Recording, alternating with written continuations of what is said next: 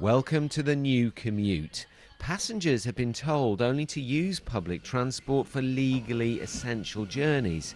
Confidence has disappeared. So what happens if commuters don't return? Transport bosses also think that the working week could change radically with the rise in home working, and stations like this may only have one peak rush hour a week.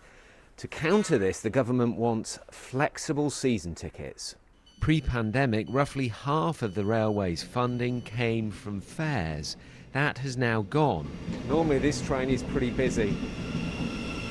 Just a handful here now of commuters. The government will pay train companies £10 billion during the pandemic in emergency agreements, but it won't last forever. We know that very few people post-pandemic who want to return to the office full-time. So we need to make sure that the fare system really is reflective of this.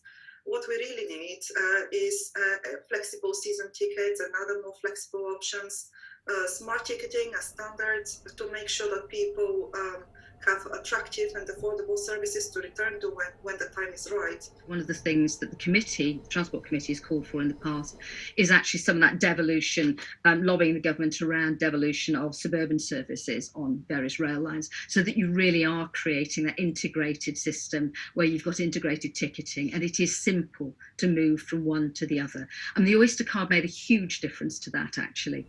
Could leisure travel be a growth market? The government also says there will be a move away from franchises to a new funding model. The unions want full renationalisation. And long-term, transport bosses think that in a worst-case scenario, only 60% of commuters will return, and that means they are planning for fewer trains.